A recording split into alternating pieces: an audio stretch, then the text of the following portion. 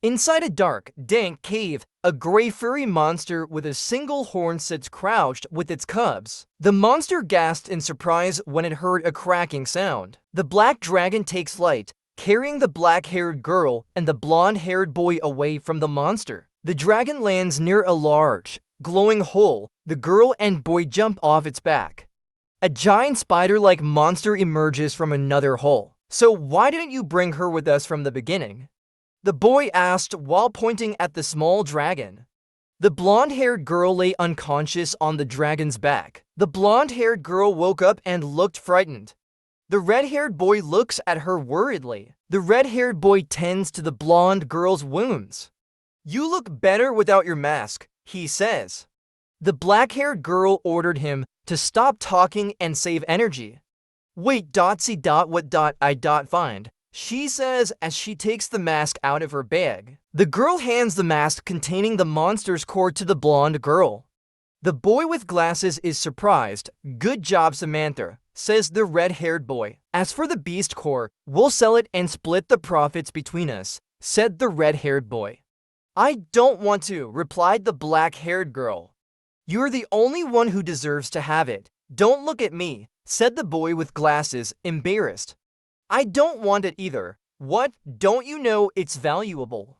"You don't want," protested the red-haired boy, but the girl forced the monster core into his hands. "It's thanks to you that I'm still alive," said the blonde-haired girl. "I think it's much fairer if the only person who defeats it gets the prize." The red-haired boy stares at the monster core in his hand. The boy with glasses and the girl with black hair watched him. "Then thank you all," said the red-haired boy with a sigh. The red-haired boy examines the blonde girl's wound. "Jasmine, Elijah, can you two go to the guild and get help?" "I will stay here with Samantha," he said. Elijah nodded. Before we go," he said as he took out his things. "I'll leave things here if you need anything." Jasmine, Elijah, and their little dragon leave. The red-haired boy takes a scroll from his bag. "Here you go," he says. "Now that my man has recovered a bit, I need to tell my parents that I'm okay." He wrote a letter to his parents. "At least they won't worry until I get home." "So," said the red-haired boy to his little dragon, "you got this big from hunting mana beasts and eating their cores?" The little dragon roars. "I ate a lot of mana beasts." "Can you still transform?" asked the red-haired boy. The little dragon transformed into a large bluish-black dragon, then returned to its small form. The red-haired boy stroked his little dragon and smiled. The red-haired boy absorbs energy from the monster's core. "I think it will take a few hours for them to return. With this beast core and assimilating my body, I should be able to recover." Flashes of Arthur's memories of his fight against Lucas Wykes. Lucas Wykes, the son of a noble family notorious for their unethical practices to produce powerful wizards. Because of what he had done, Brawl died. And many of us were injured. Arthur put on his mask. "If I want to solve this problem, I have to be careful. Because one thing is certain, no matter how long it takes, I will not be satisfied with just a little revenge." Inside a cave filled with glittering crystals, a group of people dressed in dark uniforms examined a figure lying on the ground. One of them kneels beside the body, while the others observe intently. In a European-style hospital, a blonde woman lies on a bed, looking weak and injured. A man in a medical gown stands beside her, holding a clipboard, checking her condition. A brunette woman and the same man appear to be tucking a small blonde child into another bed. A family photo of the three, who appear to be the little boy's patients, hangs on the wall. In a room with a large wooden door, Arthur sits pensively on a sofa. He looks anxious and restless. Disturbing flashes of memory appear. A man trapped in dark tendrils, a hideous creature, an injured child, and back to the trapped man. The black-haired woman asks the man with long black hair, "Isn't this enough?" She continues, "I know how rare it is," pointing to the report on the table. The man behind the desk replied, "But we already gave our report." The woman replied, "You're right." The man then said, "I'll let you rest before the hearing." A man dressed in a gray robe broke down the door. "So you made it out alive," the man shouted. A pale blonde young man with bandages on his hands and feet, holding a crystal-tipped cane, entered the room followed by 2 guards. The pale blonde youth pointed his sword at the black-haired woman. "You, how could you?" he said angrily. The woman raised her hand, gesturing for him to calm down. "Don't," she said. The pale blonde young man asked, "Whoa, what's with all this tension between teammates?" The long-haired man sitting behind the desk holds his head, looking stressed. The man behind the desk asked the pale blonde youth, "I wonder how you managed to escape from that terror beast." The young man replied, "Did you sacrifice someone to save yourself?" The man behind the desk looked surprised. "Mr. Wakes, you'd better not," the pale blonde youth interrupted. "Sammy is paralyzed now, but he's alive, so I don't think that's the case." Don't tell me you sacrificed brawled." Several guards approached the young man. "Young master, your ear," one of the guards said worriedly. The young man held his bleeding ear. Blood, my ear." "Stop right there," he shouted to the guards. An energy blast occurred. One of the guards said, "What's with this sudden change in atmosphere? Why does my body feel so heavy?" The pale blonde youth yells at the guards, "What do you think I'm paying you all for? Attack him." Arthur quickly overpowers the guards, slashing and knocking them down. The man behind the desk shouts, "Mr. Note, if you do anything before the trial." Arthur pointed his sword at Lucas and said, "Excuse me, my sword slipped and I want to get it back," Arthur says. The man behind the desk says to a brunette woman, "Lydia, please take Mr. Wykes to the infirmary so he can be treated immediately." Lydia and Mr. Wykes leave the room. The man behind the desk said to the orange-haired girl, "While I am taking stock of the situation, you should instead refrain from provoking Mr. Wykes, just as you did earlier." "Why should I?" Arthur replied, "I have the ability to erase the existence of bugs like him. And my identity has been protected by a family. Mr. Bladeheart, I can't help but think that you are threatening me right now." Arthur asks, "Do you think you're strong enough to protect her from me?" Those eyes. The man thought, how many people and beasts has she killed that she can give such a piercing stare? "My words are not meant as a threat. Believe it or not, I am doing this for your own good. Even if you are able to kill Lucas, the Wykes family will not stand idly by even if your identity is concealed. They will target not only Miss Flamesworth, but also those affiliated with her, Twin Horn, the current one... The man envisioned the orange-haired girl with her teammates, then another image of a happy family and its former members until you have the power to protect not only yourself, but also those you care about. I advise you against taking any extreme measures against Lucas." The man continued, "And even if you were strong enough to knock Lucas's entire family to the ground, it would all be for naught unless you had the power to kill Lucas's half-brother." Arthur said, "Now, let's get to the main point I want to discuss with you alone. You are an intelligent person, so I know that helping individuals like me is not only interesting to you, but also the guild, right?" The man thought, "This kid, is he arrogant or just confident?" The man said, "As long as it is within my capabilities, I can offer any help you want." Arthur replied, "Good, then there is something I want." Arthur walked out of the room. The dark-haired woman said, "You scared me earlier. I thought you were really going to kill Lucas." Apar replies, "Now is not the right time." The dark-haired man asks, "So you're going to kill him anyway?" Arthur said, "I'm starving. Sylvie is waiting outside. Let's eat before the trial." Elijah replied, "Oh, okay." The 3 of them left. A man in a military uniform stands at the podium, shouting loudly, "Everyone stand up." Several people in black robes stand in a large room with tiled floors in intricate patterns. A man with white hair and a black robe stands in front of them, facing the podium. 2 others in robes of different colors, maroon and dark blue, stand flanking the podium. Close-up of the faces of the man in the maroon robe with white hair and the man in the dark blue robe with red hair and a mask partially covering his face. The white-haired and black-robed man stands on the podium, flanked by several other black-robed people. The white-haired man at the podium speaks. After reviewing the reports, On behalf of the Adventurers Guild and the jury present here, I decree that Conjurer Lucas Wykes will be officially stripped of his class of rank for sabotaging and endangering his group mates in the exploration of the dungeon, said the judge. The black-robed man at the podium continued, henceforth, he will be forbidden to re-enlist as an adventurer until the guild decides otherwise. The black-robed man at the podium tapped his small gavel against the table and said, Mr. Wykes, hand over your card. Lucas Wykes puts down his card. The red-haired masked man thought, to cliché, and added silently, he only gets this, whereas a normal person would have been sentenced to prison. The masked man, note, stares at Lucas Wykes with his piercing blue eyes. The judge said, as for the augmenter, note stands in front of the podium.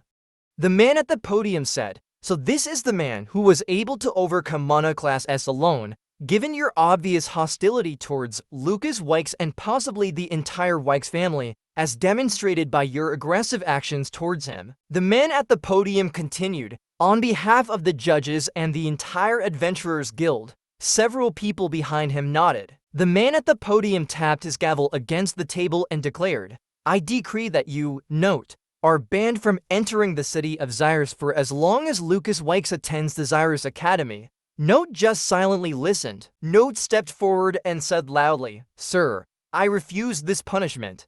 Why am I being punished for upholding justice against Lucas' betrayal in the dungeon? The man at the podium said sternly, This is not a discussion.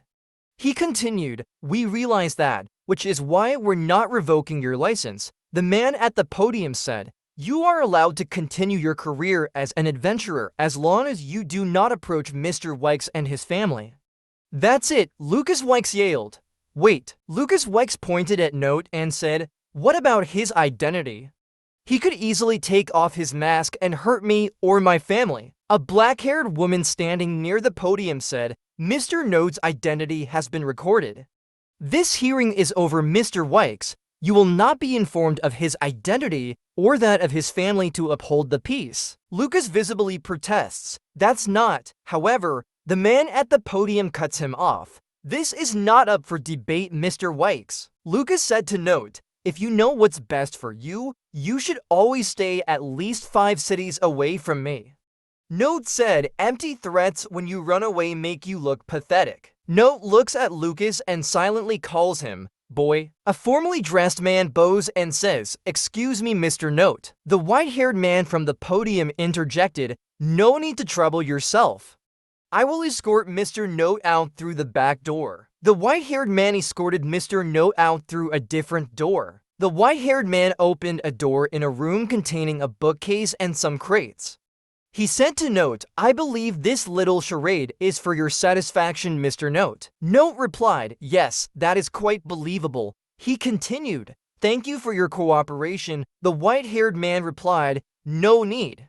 I'm not doing this for your benefit. The white-haired man said, I just wish I could trust you sincerely that you won't cause any trouble for the foreseeable future. We cannot hide the truth from the Wykes family forever. But as long as you don't take action against them, they shouldn't bother you. Note said, I am much more cautious than I appear. Your Majesty, the white-haired man continued, I am sure there will be a time when we will ask for your help. The man added, and we would appreciate it if you would remember what we did for you today. Note thought, I see that the Adventurers Guild leader is apparently a resourceful person. Note thought again, at least you have the sense to know who to support. I'll keep that in mind. Note walked away. The white-haired man thought, Caspian is right. He really is a scary person. A young man with red hair walks down a dark tunnel towards a wooden door. The young man opens the wooden door and calls out, Papa. He looks surprised. A small black cat jumps at the young man, just as he closes the door. Outside, 2 people in black robes, a man and a woman, stood watching him. The red-haired youth asked the black cat on his head, is it all over now? Can we go home? The man and woman in black robes stood side by side. Arthur said, let's go home, it's all over. The 3 walked together in the forest. The man asks the young man with red hair, don't you want to visit Samantha? The young man replied, holding the black cat, I think I'd better not visit her so soon. We should still be able to check on her later, the woman said, of course. They continued their journey towards the wooden gate that looked like the exit of the forest. The man said, well, I guess we'll be parting ways soon. The red-haired young man responded with a surprised expression and said, what? I forgot you weren't from Sapin. Arthur said to the young man, if you don't have any plans, I was actually wondering if you could still stay with us before we go to school. The young man was surprised and exclaimed, school? The man explained, yes, an institute where children and teenagers learn too. Then, the young man cut him off. I know what school is, it's just that I have no plans to go to school. He looked hesitant. Well, I remember you discussing that before. That's why you're trying so hard to raise your rank as an adventure to make you famous. Shaking his black cat, the young man said, in that case, there will be no problem if you get an education from Zyrus Academy. The man stopped his steps and said, I'm sorry, I won't be able to go there. How can I get into the best school on this continent? The young man said, I may be qualified, but don't you need a lot of money and connections to get in? Let your brother take care of that. You just need to bring your body and I'll handle the rest. She winked and took the man's hand. The man looked uncomfortable and said, can you not say it in that tone? The young man then turned to the woman and said, Jasmine, can you take Elijah home? I have something I need to take care of first. The Elijah replied, I still haven't agreed to any of this, you know? The young man said, Lucas will also be attending the Zyrus Academy. Would it be okay to leave me alone with him? He looked thoughtful. I wonder what classes I should take. The young man walked up to the man and woman who were holding hands and said, hey AR, note? The man said, thanks again for everything. A man with long brown hair and white robes appeared before the young man. The young man says, come out. The man in the white robe responds, I'm glad you took the precaution of telling the two of them to leave. Thank you for letting jury play with my little plan. The man in the white coat continued, I don't think Lucas would have suspected this right away. I'm thankful that all this is over without anyone dying. The young man replied coldly, people are dead. The white-robed man said, don't forget that. The young man responded, of course. It's my fault. The man in the white robe continued while coughing, ahem. Anyway, I didn't mean to trigger a fight. The man in the white robe handed the young man a pouch and said, I just wanted to give you a small share of the reward. The young man opened the pouch and found that it contained gold coins. The young man asked, what are these for?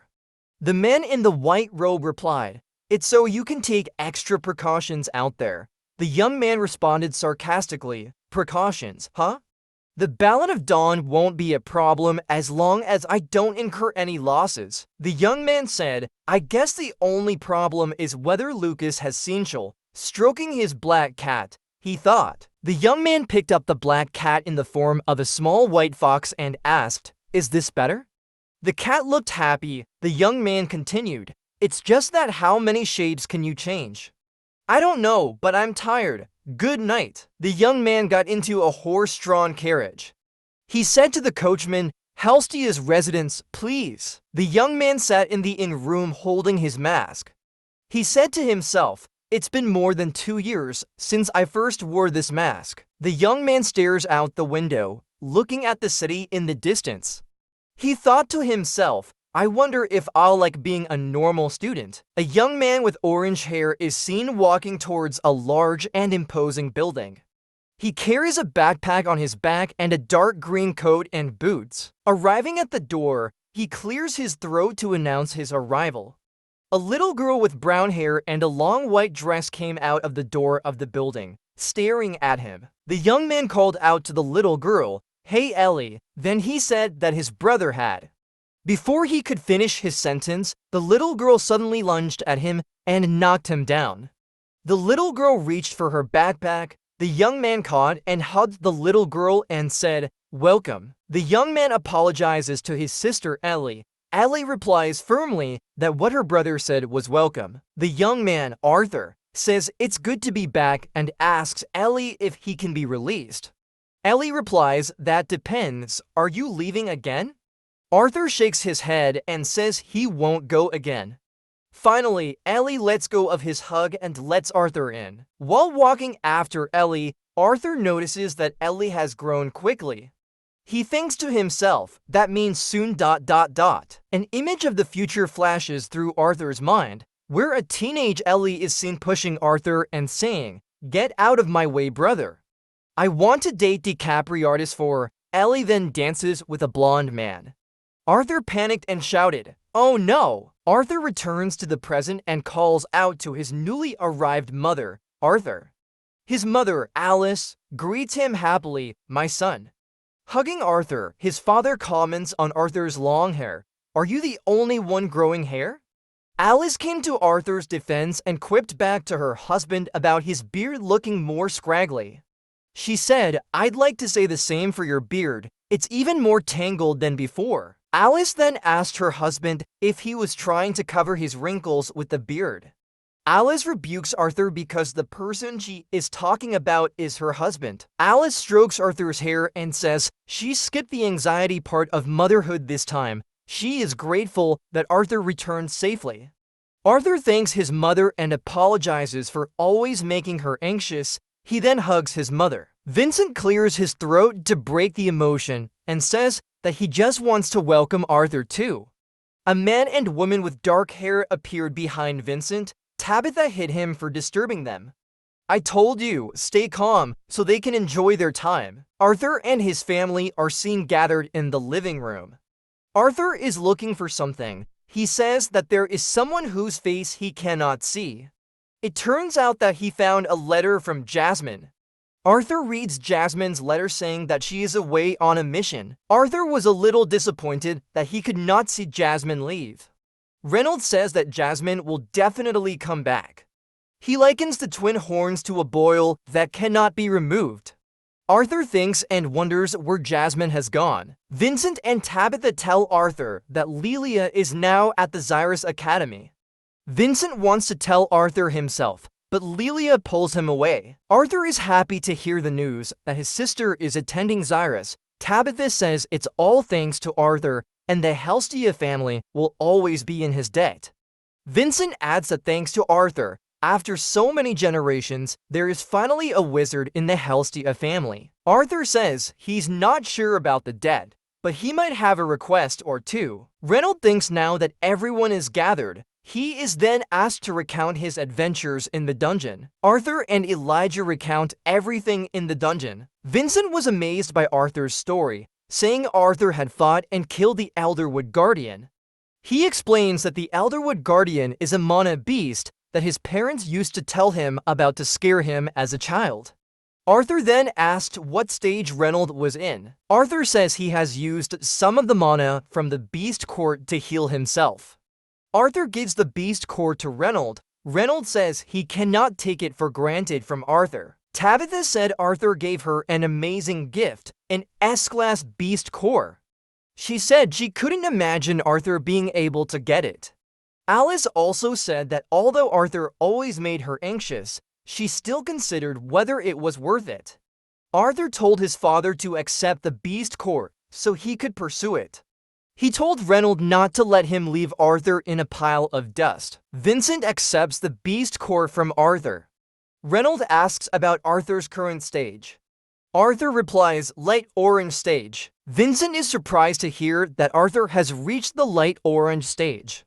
Reynolds challenges Arthur to another duel after he reaches the light orange stage.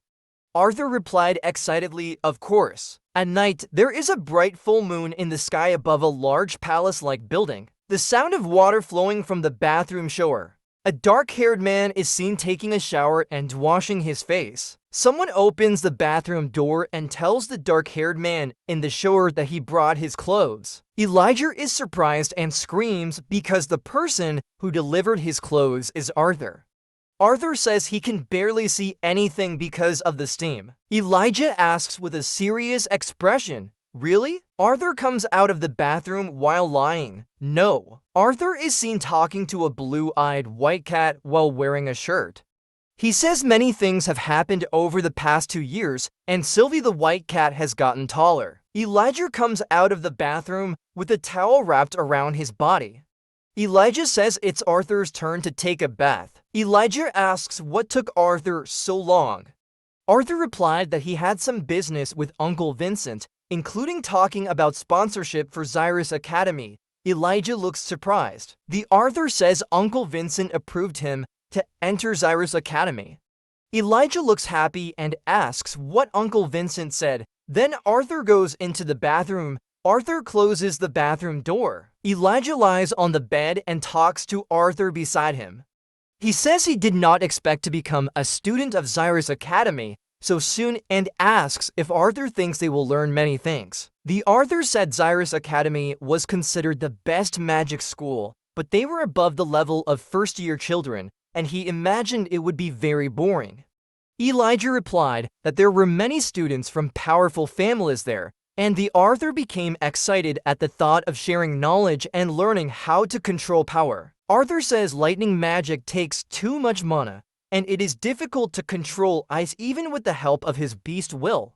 Then the dark-haired man asks if he has thought about what to do with Lucas. The Arthur sighed and said that Lucas didn't recognize him at all, and he kept it a secret until he was sure he could overcome Lucas' entire family.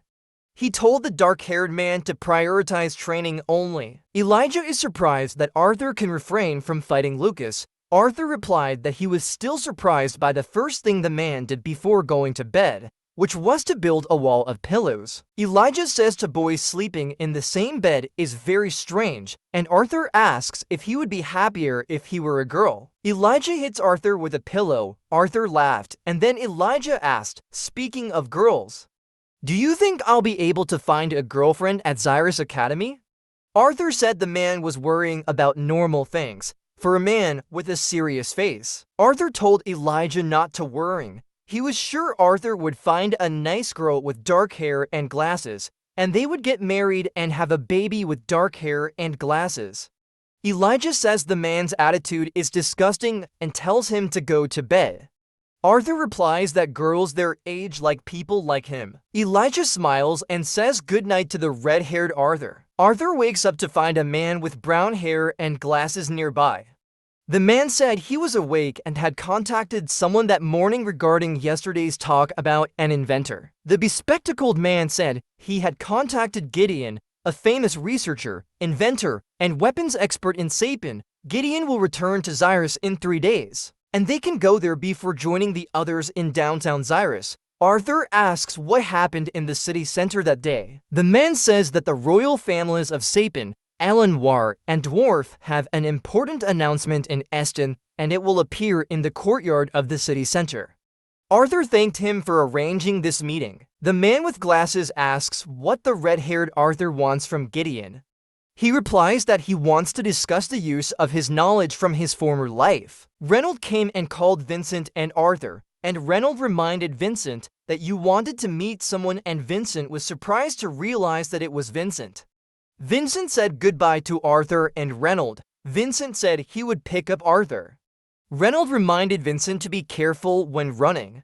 Arthur reminded Vincent that he would trip if he looked at them while running, and Arthur asked how Reynold's father was training. Vincent says that he has broken through the solid orange stage. Arthur said that it reminded him of his beast core that did not disintegrate after absorption was complete. Vincent pats the red-haired Arthur on the head and thanks him. Then Vincent leaves. Arthur is walking while thinking his beast core is strange because it did not disintegrate. He sits down and ponders about it. Arthur closes his eyes while holding his beast core. Suddenly, he seems to enter another dark dimension and sees a huge shadow like a monster. He is shocked and realizes there is a beast inside the beast core. A white-haired young man with burns on his body stands, surrounded by an aura of purple and fire.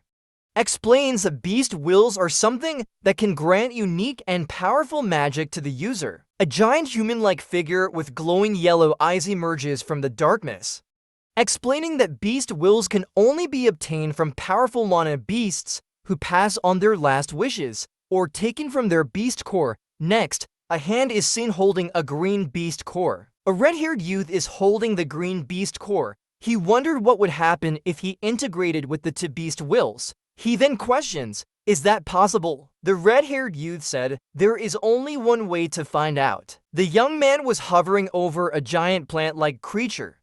It had fiery red eyes and thorns on its body. The creature roars and a purple aura fills the youth's surroundings. The young man hovers amidst a dense purple aura, which then turns into a purplish glow that envelops him. Yellow light flashed from above the young man's head. The face of a giant plant creature can be seen staring at him. A golden yellow dragon with a purple aura appears behind the youth, then disappears. The giant plant creature looks back at the young man. The young man returned to reality and the green beast core fell to the ground. He says, that was close. The young man sits up holding his chest. He said, just a little too late and my dragon will could have destroyed Elderwood Guardian's beast will. Then he picked up the beast core and wondered, I wonder why father could not absorb this beast will. A voice said, the element beast will and the witch attribute must match. And don't forget that. The young man realized, right? The young man smiled and said, in that case, I know who to give this to. He saw a girl with dark blue hair and said to himself, I wonder what she does. The next few days passed dizzyingly. While continuing his training, the young man always made time to be with his family, spending the days like a normal child. A little girl with a blue dress and a white ribbon in her hair came into the room. She said, good morning, brother. Mom sent you down for breakfast. The little girl said, but I want that fancy dimensional ring. She saw her brother still sleeping in bed with a young man with dark hair. She said, Mom told us to get ready for today's event. The little girl said in a spoiled tone, dear brother. She pulled her brother's blanket. The girl jumped onto the bed. Wake up. The girl falls on her brother. Her brother said, Ellie, you're too big to do this. The girl replied, Are you saying I'm fat, big brother? Her brother said, they teach strange things at a place called the School for Proper Ladies. He continued, you should get ready and come down for breakfast. Elijah asked, who did she copy to be that rude? He said, I know the answer. A horse-drawn carriage moves down the street. Elijah and Red are standing near a shop. Arthur says, I'm still hungry. Elijah says, I'm not surprised after seeing how much food Sylvie stole from your plate. Elijah said, by the way, I'm going to go check out some stuff at a nearby store. Arthur replied, do you have money to buy anything? Elijah poked his nose and said, unlike someone, I've saved what we've earned from the dungeon. Then he said to Sylvie the little white creature, Sylvie, go with Elijah while I visit Gideon. Sylvie replied, Nope. Arthur knocks on the door of a house. Another young voice from inside says, Master Gideon is not here. Oh, greetings, Master Vincent. Please come in. The young man inside the house said, long time no see, Jimenez. This way. Arthur said, what a smell. Jimenez, the blonde young man in the house replied, it's easier to answer. What doesn't stink in there? Suddenly Jimenez shouted, there's something moving in there. Jimenez. Arthur said, what a smell. Jimenez, the blonde young man in the house replied, it's easier to answer. What doesn't stink in there? Suddenly Jimenez shouted, there's so Gideon shouted, I thought I told you not to let anyone. He saw Vincent coming with Arthur, then continued, oh, it's you, Vincent. I guess you came to bother me again. Jimenez, the young brunette said to Vincent, you act like I didn't contact you before. Nothing moving in there. Jimenez. Gideon replied, I'm just tired of seeing people these days. I've had more than a dozen emissaries from the royal family these past few years. They've been urging me to find a way to travel far across the ocean. Vincent asked, journey across the sea, why? Gideon replied irritably, none of your business, damn it. Jimenez says, wait. Gideon asks, who is this little boy? Arthur replied, it is an honor to meet you, Mr. Gideon. My name is Arthur Lewin, son of Reynolds Lewin. Uncle Vincent told me many things about you and your work. Gideon asked Vincent, then why did you bring him here, Vincent? You know I don't accept disciples or followers. Vincent replied, Actually, I was wondering why he wanted me to bring him here. Arthur replied, I came to offer you something. Arthur said, but you said you needed a way to travel far across the ocean. Didn't you? Arthur asked Gideon, huh? I guess it's easier for me to show than explain. Arthur draws something on a piece of paper. Gideon looks at Arthur's drawing in confusion. I don't know what kind of colorful doodles you're drawing, but the problem I'm facing isn't something a kid who hasn't grown hair can. Gideon looks at Arthur's drawing with wide eyes. Gideon is shocked. It's this, how come? A man with curly brown hair and wearing a white lab coat is observing the colorful scribbles made by a boy with red hair. The man says, I don't know what kind of colorful scribbles you're making. The man continued, but the problem I'm having, it's not something a kid like you can. The man exclaimed, this is. The boy said calmly, of course. The man explained, this is not power generated by mana, but is vapor generated by external materials. The man exclaimed excitedly, how come I never thought of this? The man realized something. Wait, this part wasn't added. It's missing. Arthur continued. I've left out 5 key details, which I'd be more than happy to write down. Arthur tells the Gideon, after our negotiations are complete. The man pointed at the boy and said, you are not an ordinary boy, are you? The man snaps his fingers and says, no problem. A man in a neat suit enters the room carrying a box. The curly-haired man said, I'm sure this will fascinate you. Prepare your eyes to see this. The man in the suit opened the box, revealing a diamond inside. Vincent exclaimed, that's the ironized diamond. Arthur just muttered, The curly-haired man explained, Vincent told me you were a budding wizard. It is one of the most valuable stones on the continent and can store mana 5 times its size. The boy said calmly, that's nice, but it's of no use to me. The curly-haired man did not seem to give up. He said, useless, you say, no problem. Himez, bring out all the items on the middle shelf of Rousey. 2 assistants take out the items from the designated shelves. The curly-haired man picked up an object and said to the boy, I don't even show this to anyone, but I'll make an exception for you. He showed a mirror-like object and said, this is a glass that can bend 5. The boy interrupted calmly, not interested. The curly-haired man looks frustrated and says, it looks like there are no other options. The curly-haired man says, Himez, bring me the pendant. The assistant looks doubtful and says, but master, it was made for. The curly-haired man cuts in, I know, bring it. Just it. The Gideon opens both boxes, revealing 2 pendants inside. The assistant explained, I have worked with the best designers so that this is suitable for the royal family. The boy examines one of the pendants. Arthur explains, this is made from phoenix worm. Gideon confirms, that's right. Gideon asks the boy, wait, how do you know that?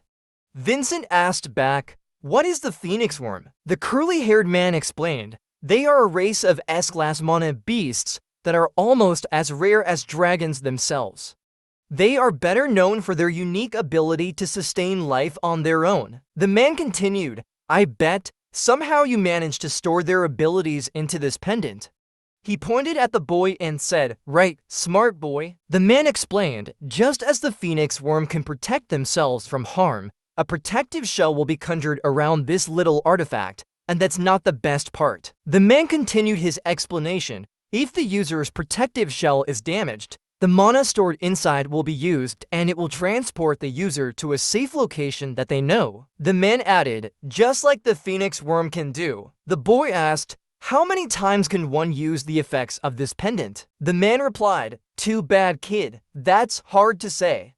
I've already wasted 5 phoenix worm beast cores, one of which is more valuable than the other S-class cores. My guess is that they will be usable ... double quotes. The man showed 2 fingers, this much. The boy thought, this might be something Ellie and mom need ... double quotes. Then he says, wait. The boy asks, did you say before that these were made for the royal family? The curly-haired man replies, yes, the royal family is the one who donated the core. The man continued, but that's not important.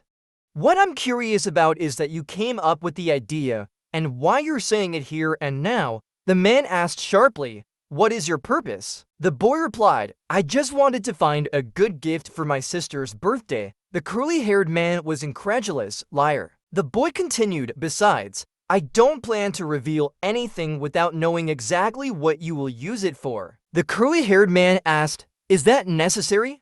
"You can find out when it's announced." The boy continued, "I'm sure an honorable character like you will be more informative than a highly filtered speech aimed at the masses." The curly-haired man said, "Fine, fine. Then if I tell you what I know, won't you need the pendant?" The boy replied, "I'm not that good, Mr. Gideon." The curly-haired man said, "So what if it's just one of them?" The boy burned the roll of paper he was holding. The man with curly hair was surprised. The curly-haired man exclaimed, "Devil." Vincent said, "I may not always know what goes on in that marvelous brain of his, but you can trust that Arthur will keep his word." The curly-haired man squeezed his hair and exclaimed, "Gra. Fine, to hell with the royal family. Getting that ship is far more important." The man said, "Last year, we found a piece of evidence that shows." The man continued, "No. We firmly believe that there is another continent beyond this Decathlon continent." In a room with stone walls, a reddish-brown-haired boy with light blue eyes is pensive while thinking, "A continent, no?" A brown-haired man in formal clothes looks thoughtful with his index finger touching his lower lip, then says, "So it's true." Arthur asks a man taller than him, wearing a white and gold robe, "Do you know about this, Uncle Vincent?" Uncle Vincent explained while clutching his glasses, but he wasn't sure about it and he asked me to keep it a secret. But Gideon confirmed it and that made everything clear to me. Arthur was seen thinking with his hand on his chin, then asked, "How can you be sure that there is a new continent? Can you find any evidence?" A curly-haired man in a white lab coat replied excitedly, "Of course, we found the evidence. A half-intelligent kid like you wants to accuse this of having no evidence." Arthur was sitting on a chair observing. The man in the lab coat explained, "A few years ago, we found an artifact in a bird that we had never seen before on this continent. It was perfectly camouflaged against its surroundings." "What kind of beast can camouflage?" "Then how did you catch it?" Vincent asked. The man in the lab coat continued his story while striking a dramatic pose. Two adventurers failed to aim at the squirrel, and he dropped the bird instead. But the artifact is very complicated, and I was able to understand it only last year and confirm everything. You do realize there are other people who ask for detailed information like the royal family has, right? Asked the man in the lab coat. "I think this blueprint design is even more important because the royal family doesn't know this," he added. Uncle Vincent chimed in, so even the great Gideon can't do anything against Arthur." "That's it," the boy asked. "That really proves it," exclaimed the man in the lab coat. Arthur looked confused. "I don't understand. How can that prove anything?" Arthur explained, "Isn't it impossible that it was made by an unknown craftsman here in Decathlon? I had previously said that I would introduce you to the great craftsman I know, but Master Gideon is a very great expert. He is the greatest craftsman in the history of Decathlon." Arthur said, "Is he really? That hurts," exclaimed Master Gideon. He stood up and said excitedly, "It is true. Bring here any craftsman on this continent and he will bow very low to the ground." Arthur concluded, "So since the famous craftsman could barely figure out the technology behind the artifact, then the royal family assumed that the artifact's craftsman came from somewhere outside Decathlon?" "I see," said the boy. "Is that all?" exclaimed Master Gideon. "We're talking about a continent populated not only by high-level craftsmen, but probably by powerful wizards as well," he continued in a high tone. Arthur pushed Master Gideon and said, "I see Master Gideon's point. But there is no point in just imagining possibilities." He then picked up a pen and paper. "With this steam engine, we can see if the new continent is really open to us." In front of a large building, the Vincent said, "I've never seen that old grouch be this happy before. So here's the steam engine. We need some specific materials overall." Yeah, I can take care of that easily. Just get it done." Said the curly-haired man. Really? Gideon said that your idea was great. But I still can't imagine how the steam energy could be enough to power a large ship for a long time, said Vincent. I think the people in this world are so dependent on mana that their non-magic technological achievements have stalled. What surprises me is that your parents don't mind all the things you're capable of. Well, thanks to that, I can use relatively harmless technology to obtain something useful for my family.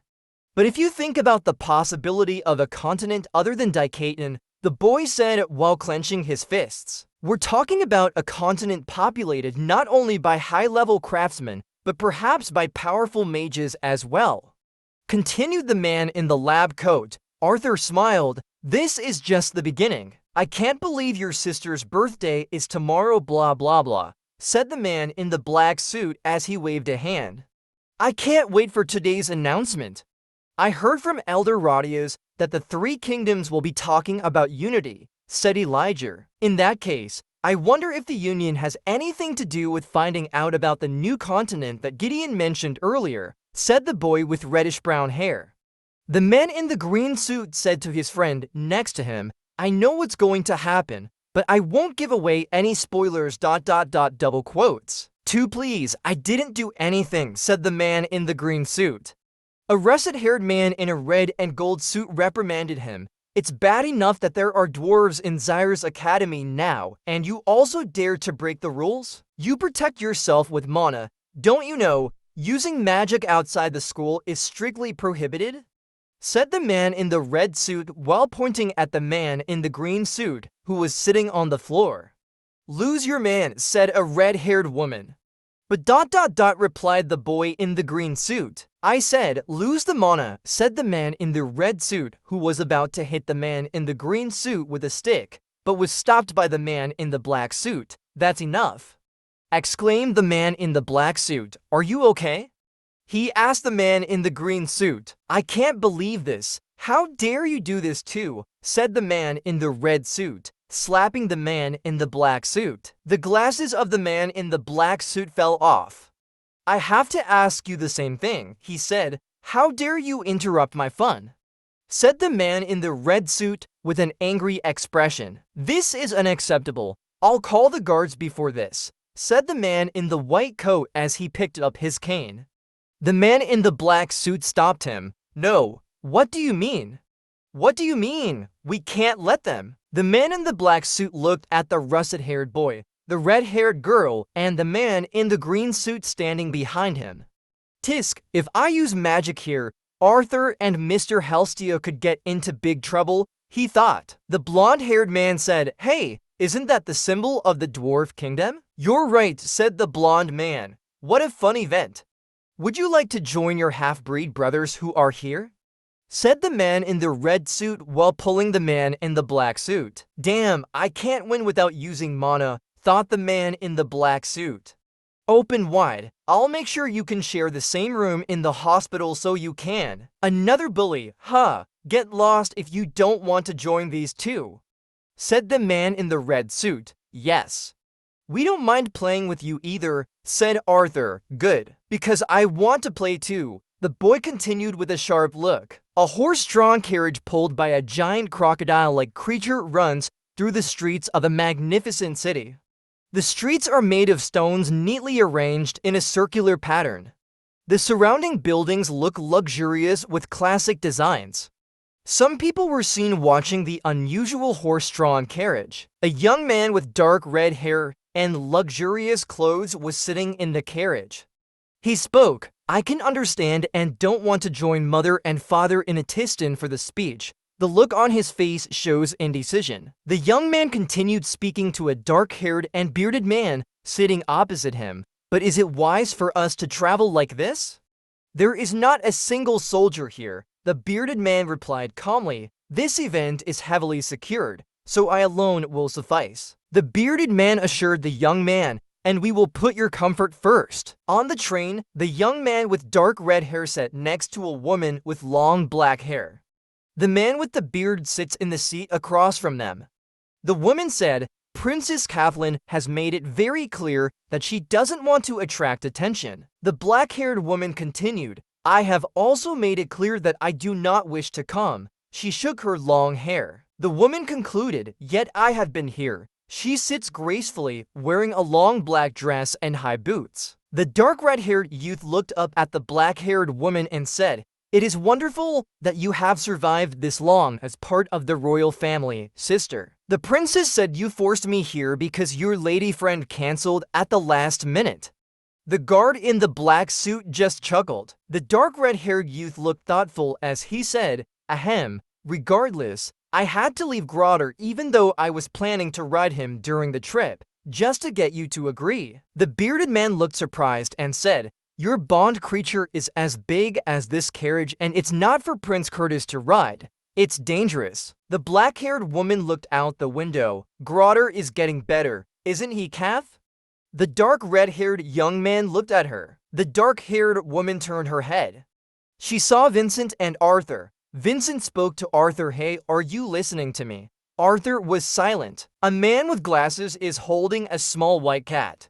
He looked worried as he mumbled, "What should I do? What should I do?" The man with glasses continues his thoughts. "I've never seen Arthur like this before. His face is getting more and more anxious." The bespectacled man summed up his worries. "At this rate, those students might die." A young man in a black suit approached him and said, "Get out of here before someone gets seriously hurt." "Hurry up," the man with glasses raised both hands, still holding his cat. He said, "They're just Arthur's children. Just leave this alone and make sure Elijah is okay." A group of young men were mocking the old man protecting a small child. One of the youths said, "Look at the old man, he is trying to protect the child." Another youth added, "What a shame." The man with glasses looked angry and said, "No, you arrogant, ungrateful bastard. I was trying to protect you." Arthur asks Uncle Vincent. "Vincent, Mom. I mean, yeah." He looks at the man with glasses. The man with the glasses looks surprised to see Arthur. Arthur says, "Please step aside." The man with the glasses looks frightened. Vincent said, "Sorry, kids. It's too late for you now. Rest in peace." A young man with dark green hair said, "I'll take care of this." Arthur handed him his stick and said, "Just make sure you don't get your new clothes dirty." The young man with dark green hair said, "This is easy. Just one hit him ... double quotes." He swung his staff at Arthur. But Arthur didn't seem to attack the green-haired man at all. All those who saw it were shocked and surprised why it happened. One of the youth group said, "Look at this damn kid getting cocky just because he met an opponent who lowered his guard." The blonde youth said, "I'll show you the difference between a villager and a real nobleman who has learned to use a sword." He attacked quickly. Arthur manages to dodge the onslaught. The blonde youth said, "Be amazed at the full power of the 1,000-step attack technique passed down from generation to generation in my family." A fierce battle between Arthur and the blonde youth ensued. The blonde youth used the ultra pass lunge. Arthur managed to dodge and said, "Not bad. You keep an eye on my movements." The young man said, "But my 1,000-step attack technique is not something you can dodge easily. My deceptive weapon swing is meant to draw your attention. That, sister, is an impossible thing for you to dodge." The Arthur said, "It's a shame how fragile this thing is when you don't reinforce it with mana." He broke his staff. He said, "I think I should finish this game with my hand." The blonde youth looked down on the girl. He said, "Hey, arrogant country boy, remember Jamiel?" The blonde-haired youth launched an attack with his fist. Trident's fists are far more dangerous than man-made weapons. "With just one blow, I will make sure he knows his place in this world." Arthur prepared to receive his attack. The young man said, "Bah, how? How can he have the pressure that my father didn't even have?" The Arthur returned the young man's punch. "How dare you underestimate the heir of the Trident family?" The man attacked Arthur from behind with heavy piercing trident magic, and suddenly someone blocked the magic with ice magic. And it turned out that the one who blocked it was a princess who had met Arthur a few years ago.